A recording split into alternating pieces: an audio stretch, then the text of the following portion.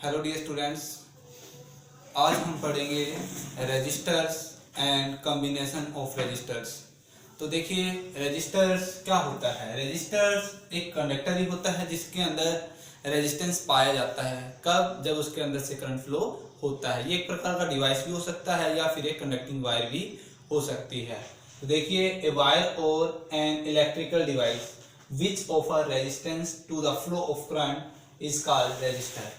जो करंट को फ्लो करते टाइम रेजिस्टेंस को ऑफर करता है, उस वायर या फिर उस इलेक्ट्रिकल डिवाइस को ही क्या बोला जाता है? रेजिस्टर्स बोला जाता है। और जो रेजिस्टर्स है उनकी रिप्रेजेंटेशन भी रेजिस्टेंस की तरह ही होती है। उसके दो एंड होते हैं और बीच के अंदर इस तरीके से दिक्तिक मोशन पाया जाता है। इसे हम क्या कहते हैं? रेजिस्टर्स। रजिस्टर को हम दो तरीके से कंबाइन कर सकते हैं, यानी हम दो तरीके से उनको सर्किट के अंदर लगा सकते हैं। वो दो वे कौन कौन से हैं? एक तो है सीरीज कॉम्बिनेशन। एक कौन सा है? Series combination. और दूसरा कौन सा है? Parallel combination. तो आइए अब हम देखते हैं सीरीज कॉम्बिनेशन के बारे में। जो सीरीज कॉम्बिनेशन होती है, इसके अंदर रेजिस्टेंस को, जो हमारे रेजिस्टर्स है उनको कुछ इस तरीके से जोड़ा जाता है कि टू जो रेजिस्टर्स है उनका जो एक पॉइंट है वो हमेशा कॉमन रहे। और इसी तरीके की कॉम्बिनेशन को हम क्या कहेंगे? Series combination. When two or more resistors are joined end to end, यानी एक रेजिस्टर का एंड दूसरे रेजिस्टर के साथ, दूसरे का एंड तीसरे के साथ, तीसरे का एंड चौथे के साथ। इस तरीके से अगर हम रेजिस्टर्स को जोड़ देते हैं तो इस तरीके की कॉम्बिनेशन को बोला जाता है सीरीज कॉम्बिनेशन। और जो सीरीज कॉम्बिनेशन होती है उसकी टू प्रॉपर्टी होती है। पहले हम इसका सर्किट डायग्राम ड्रॉ कर लेते हैं। जैसे हमारे पास कोई सर्किट है जिसके अंदर तीन रेजिस्टर है हमारे पास, R1, R2, R3, R4।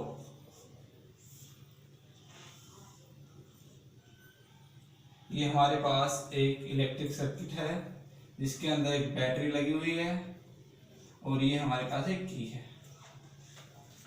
ये आई करंट इसके अंदर से फ्लो हो रहा है। ये R1 रेजिस्टेंस है, ये R2 है और ये R3 है।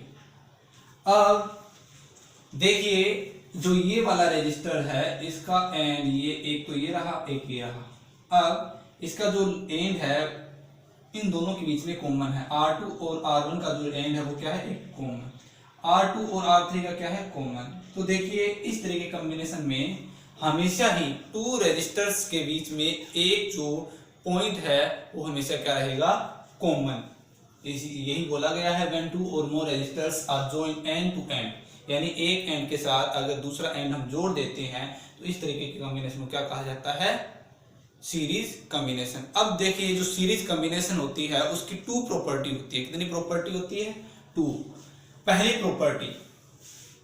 प्रॉपर्टी क्या है कि जो सीरीज कॉम्बिनेशन होती है इसके अंदर हर एक रेजिस्टर्स के अंदर से फ्लो होने वाली जो करंट है वो क्या रहेगी? सेम रहेगी। यानी जितनी करंट R1 के अंदर होगी उतनी ही करंट R2 के अंदर होगी और उतनी ही करंट किसमें होगी? R3 के अंदर होगी। तीनों के अंदर जो करंट की क्वांटिटी रहेगी वो क्या रहेगी? सेम। करंट डिवाइड नहीं होती। तीनों के अंदर करंट की क्वांटिटी क्या रहेगी?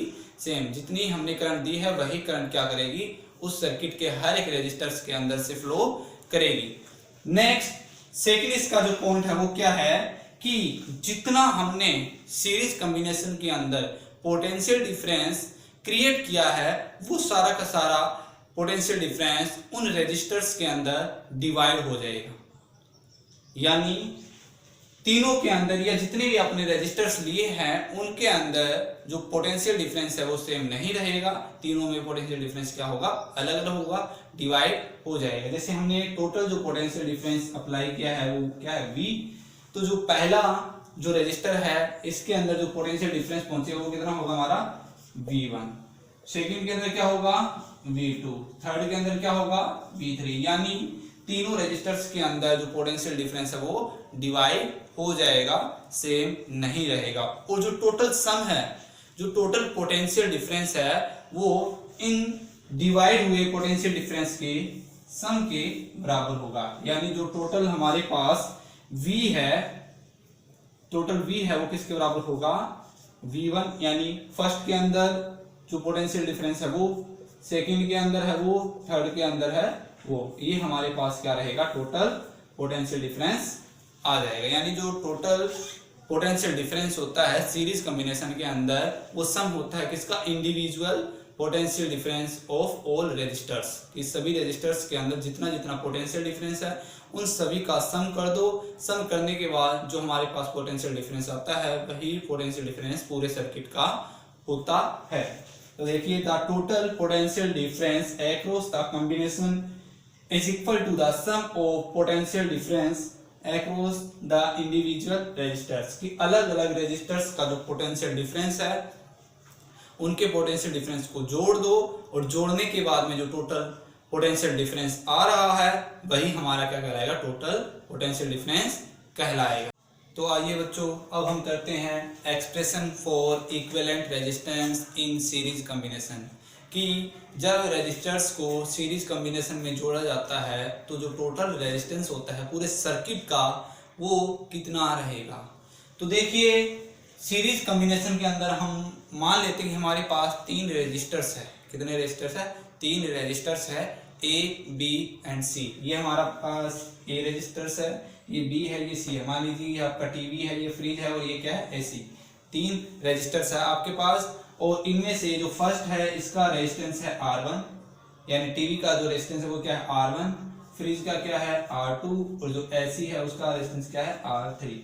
तीन अलग अलग हमने रेजिस्टर्स, तीन डिवाइस मान लिए जिनका रेजिस्टेंस क्या है, R1, R2 and R3। Clear. और इस पूरे सर्किट का जो पोटेंशियल डिफरेंस है वो हमारे पास कितना है, V। मान लिया कि हमने जो पूरा सर्किट लिया है इसके अंदर हमने जो पोटेंशियल डिफरेंस अप्लाई किया है उसका जो पोटेंशियल डिफरेंस है वो क्या है, कैपिटल V। और उस कैपिटल V के कारण, यानी इस पोटेंशियल डिफरेंस के कारण उसके अंदर से फ्लो होने वाली जो करंट है वो क्या है, I। जैसे हमने V पोटेंशियल डिफरेंस अप्लाई किया तो इसके अंदर से एक करंट फ्लो हुई और उसको हमने क्या नाम दे दिया, कैपिटल I। अब देखिए कि जो हमारे पास रेजिस्टर्स A B C है इनका रेजिस्टेंस क्या है, R1, R2, R3। हमने अभी पढ़ा कि जब कभी भी रेजिस्टर्स को सीरीज में कंबाइन किया जाता है तो जो पोटेंशियल डिफरेंस होता है वो डिवाइड हो जाता है, बट जो करंट होती है वो क्या रहती है, सभी के अंदर सेम रहती है। यानी इसके अंदर, टीवी के अंदर भी सेम करंट होगी, इसके अंदर भी सेम करंट होगी, और इसके अंदर भी सेम करंट होगी। लेकिन इन तीनों के अंदर जो पोटेंशियल डिफरेंस होगा वो क्या होगा, डिवाइड हो जाएगा, V नहीं रहेगा। और हमने मान लिया कि जो पोटेंशियल डिफरेंस डिवाइड हुआ है वो टीवी के अंदर गया V1, फ्रिज के अंदर गया V2, और जो एसी है इसके अंदर कितना गया, V3। तीनों रेजिस्टर्स के अंदर पोटेंशियल डिफरेंस क्या हुआ, डिवाइड हो गया। जब आपके पास रेजिस्टेंस R1 था तो पोटेंशियल डिफरेंस क्या हुआ, V1। जब आपके पास रेजिस्टेंस R2 था तो पोटेंशियल डिफरेंस कितना हो गया, V2। जब आपके पास रेजिस्टेंस R3 था तो पोटेंशियल डिफरेंस कितना होगा, V3। अब हम क्या करेंगे, इन तीनों डिवाइस के ऊपर ओम्स लॉ को अप्लाई करेंगे। ये जब हम पहले रेजिस्टर्स के ऊपर ओम्स लॉ अप्लाई करते हैं तो हमारे पास क्या आता है, पहले तो ओम्स लॉ होता है क्या है, according to Ohm's law V equal to क्या होता है, I R। अब अगर मैं पहले इस रेजिस्टर्स के ऊपर, जैसे हमारे पास ये पहला क्या है, टीवी, अगर मैं इससे पहले रजिस्टर के ऊपर ओम्स लॉ अप्लाई करता हूं तो इसके अंदर जो पोटेंशियल डिफरेंस है वो कितना है, V1 is equal to current क्या रहेगी, सेम रहेगी, और रेजिस्टेंस क्या इसका R1। ये हमारे पास आ गई फर्स्ट इक्वेशन। इसी तरीके से जब आप सेकंड के ऊपर ओम्स लॉ अप्लाई करते हो तो V2 इक्वल क्या आएगा आपके पास, I R2, और V3 इक्वल टू क्या आएगा, I R3। ये हमारे पास सेकंड इक्वेशन, ये आपके पास थर्ड इक्वेशन। अब हम क्या करते हैं, हमें पता है कि जो टोटल पोटेंशियल डिफरेंस होता है सीरीज कॉम्बिनेशन के अंदर वो इंडिविजुअल रेजिस्टर्स का जो पोटेंशियल डिफरेंस होता है उसके सम के बराबर होता है। यानी V इज इक्वल टू क्या रहेगा, V1 प्लस में V2 प्लस में V3। क्लियर। ये आपके पास है fourth equation. Put the value of V1 V2 V3 in equation number 4। आपके पास V1 की वैल्यू है, V2 की है, V3 की है। जब इन तीनों की वैल्यू हम इक्वेशन नंबर 4 के अंदर पुट करते हैं तो V इक्वल टू क्या आएगा हमारे पास, I R1 प्लस में I R2 प्लस में I R3। क्लियर। और जो टोटल रेजिस्टेंस है, जो टोटल रेजिस्टेंस या टोटल हम सर्किट के अंदर पोटेंशियल डिफरेंस माने तो हमने क्या मान लिया, V। तो V इक्वल टू क्या आएगा, I RS। और टोटल रेजिस्टेंस हम क्या मान लेंगे, टोटल रेजिस्टेंस सीरीज के अंदर क्या मान लेंगे, RS। कि हमारे पास ये टोटल सर्किट का पोटेंशियल डिफरेंस है according to Ohm's law, V equal to I RS। अब हम क्या करते हैं, इस इक्वेशन में I को कॉमन लेते हैं क्योंकि I क्या है इसके अंदर से कॉमन आ रही है। तो V इक्वल टू क्या आ जाएगा, I R1 प्लस में R2 प्लस में I R3। क्लियर। अब इक्वेशन नंबर ये मान लेते हैं 5th। इक्वेशन नंबर 5th और इक्वेशन नंबर 6 को कंपेयर करवा देते हैं। इस और इस इक्वेशन को क्या करेंगे, कंपेयर करवाएंगे। V इक्वल टू क्या है, I RS और इधर क्या है, I R1 प्लस में R2 प्लस में R3। क्लियर। I से I क्या हुआ, कैंसिल हुआ। तो RS इक्वल टू क्या है हमारे पास, R1 प्लस में R2 प्लस में R3। मतलब जो टोटल रेजिस्टेंस रहता है पूरे सर्किट का वो सब होता है इंडिविजुअल रेजिस्टेंस का। अगर हम इंडिविजुअल रेजिस्टर है उसके रेजिस्टेंस को आपस में जोड़ देते हैं तो पूरे सर्किट का रेजिस्टेंस आ जाता है। यही हमारी सीरीज कॉम्बिनेशन के अंदर टोटल रेजिस्टेंस यानी इक्विवेलेंट रेजिस्टेंस रहेगा। सीरीज के अंदर जो इक्विवेलेंट रेजिस्टेंस होता है वो RS के द्वारा डिनोट किया जाता है। जैसे हम एग्जांपल लेते हैं कि ये हमारे पास एक रेजिस्टर है, ये दूसरा रेजिस्टर है, ये तीसरा, ये तीनों आपस में सीरीज में लगे हैं। इसकी वैल्यू मैं मान लेता हूं कि 5 ओम है। कितनी है, 5 ओम। इसकी क्या है, 10 ओम है और इसकी क्या है, 3 ओम है। अगर हमें कहें कि इस सर्किट का इक्विवेलेंट रेजिस्टेंस निकालिए तो हम क्या करेंगे, तीनों को आपस में जोड़ देंगे। क्या आएगा, RS इक्वल टू क्या रहेगा, 5 प्लस में 10 प्लस में 3 कितना आया, 18 ओम। इस तरीके से हम किसी भी सर्किट का इक्विवेलेंट रेजिस्टेंस निकाल सकते हैं जब वो सारे के सारे रेजिस्टर्स सीरीज कॉम्बिनेशन में जुड़े हो। आइए अब हम पढ़ते हैं parallel combination of resistors. Parallel combination के अंदर जो रेजिस्टर्स होते हैं 2 और मोर देन 2, इन सभी का सर्किट के अंदर जो एंडिंग पॉइंट है और जो स्टार्टिंग पॉइंट है वो सेम रहेगा। तो देखिए 2 or more resistors are said to in parallel if their terminals are connected to the same 2 nodes. यानी अगर ये सारे के सारे रेजिस्टेंस 2 टर्मिनल नोड्स के द्वारा जुड़े हैं, 2 पॉइंट्स के द्वारा, सेम 2 पॉइंट्स के द्वारा जुड़े हैं, तो इस तरीके की कॉम्बिनेशन को हम क्या कहेंगे, पैरेलल कॉम्बिनेशन। जो पैरेलल कॉम्बिनेशन होती है उसकी 2 प्रॉपर्टी होती है। पहली प्रॉपर्टी, जो पैरेलल रेजिस्टेंस होते हैं ना, पैरेलल कॉम्बिनेशन होती है, इसके अंदर जो प्रॉपर्टी होती है वो अपोजिट होती है सीरीज कॉम्बिनेशन से। तो देखिए जो फर्स्ट प्रॉपर्टी वो क्या है कि जो पोटेंशियल डिफरेंस होता है पैरेलल कॉम्बिनेशन के अंदर वो सभी के सभी रेजिस्टेंस के अंदर क्या रहेगा, सेम रहेगा, जितना आपने पूरे सर्किट के अंदर अप्लाई किया। जैसे आपने सर्किट के अंदर अगर V पोटेंशियल डिफरेंस अप्लाई किया है तो रेजिस्टेंस R1 के अंदर पोटेंशियल डिफरेंस कितना होगा, V1, R2 के अंदर कितना होगा, V और R3 के अंदर कितना होगा, V। तीनों के अंदर जो पोटेंशियल डिफरेंस रहेगा वो सेम रहेगा जितना आपने इलेक्ट्रिक सर्किट के अंदर अप्लाई किया है। नेक्स्ट कि जो करंट होती है, जो इस पोटेंशियल डिफरेंस के कारण जो करंट प्रोड्यूस हुई है इलेक्ट्रिक सर्किट के अंदर, वो करंट सभी रेजिस्टर्स के अंदर डिवाइड हो जाएगी। जैसे सीरीज के अंदर क्या डिवाइड हुआ था, पोटेंशियल डिफरेंस डिवाइड हुआ था, लेकिन पैरेलल कॉम्बिनेशन के अंदर जो करंट है वो सभी रेजिस्टर्स के अंदर डिवाइड हो जाएगी। जैसे अगर ये हमारा R1 रजिस्टर है तो इसके अंदर जो करंट जाएगी वो क्या रहेगी, I1, सेकंड के अंदर I2 और इसके अंदर I3। और जो टोटल करंट होती है हमारे सर्किट के अंदर, जो टोटल करंट होती है वो इंडिविजुअल रजिस्टर्स के अंदर जो करंट फ्लो हो रही है उनके सम के बराबर होती है। यानी I इक्वल टू क्या रहेगी, I1 प्लस में I2 प्लस में I3। ये अब हम करते हैं expression for equivalent resistance in parallel combination की। जो पैरेलल कॉम्बिनेशन होती है उसके अंदर जो इक्विवेलेंट रेजिस्टेंस होता है वो कितना रहेगा। तो देखिए पहले हमने एक सर्किट ले लिया, पैरेलल सर्किट, जिसके अंदर 3 रेजिस्टर्स है जिनका रेजिस्टेंस है R1, R2 एंड R3। और इस सर्किट के अंदर जो अप्लाइड पोटेंशियल डिफरेंस है वो है कैपिटल V। और इस पोटेंशियल डिफरेंस के कारण जो इसके अंदर करंट फ्लो हो रही है वो क्या मान लिया हमने, कैपिटल I। तो देखिए let be consider 3 resistors having resistance R1, R2 and R3 are connected in parallel combination between 2 points। ये हमारे पास 2 पॉइंट्स है, इनके बीच में हमने कितने रेजिस्टेंस ले लिए, 3 ले लिए। अब अकॉर्डिंग टू ओम्स लॉ हमें पता है क्या होता है, V is equal to I R, कि पूरे सर्किट के अंदर जो पोटेंशियल डिफरेंस है वो किसके बराबर होगा, आई आर के बराबर। और I इज इक्वल टू क्या होगा, V डिवाइड बाय R। और इसके अंदर जो इक्विवेलेंट रेजिस्टेंस है वो हम मान लेते हैं RP, P for parallel combination, P for parallel combination. तो I इज इक्वल टू क्या आ गया, V डिवाइड बाय RP।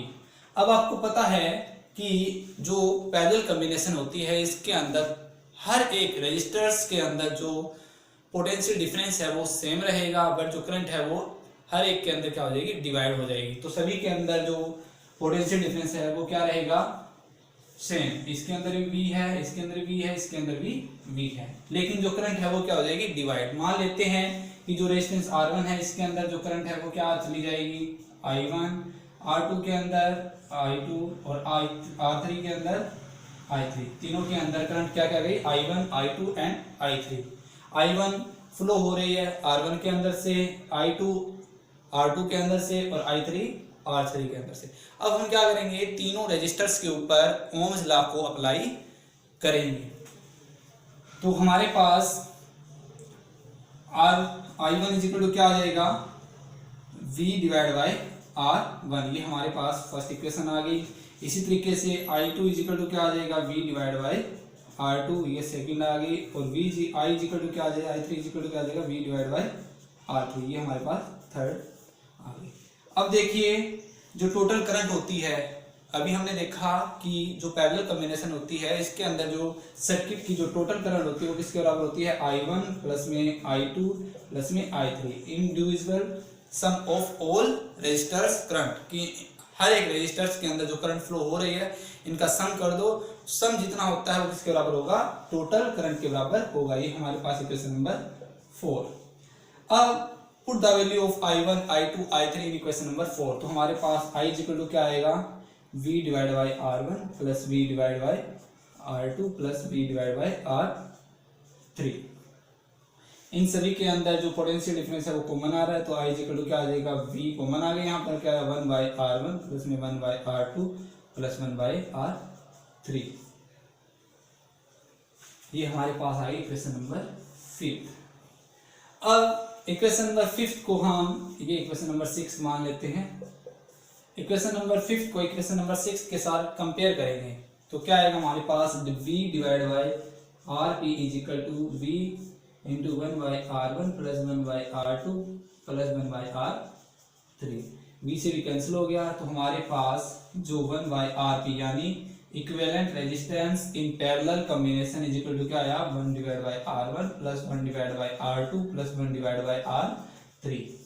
ये हमारे पास पैरेलल के अंदर इक्विवेलेंट रेजिस्टेंस होता है total. 1 divide by RP is equal to क्या होता है, 1 by R1 plus 1 by R2 plus 1 by R3, यानी ये रेसिप्रोकल सम होता है।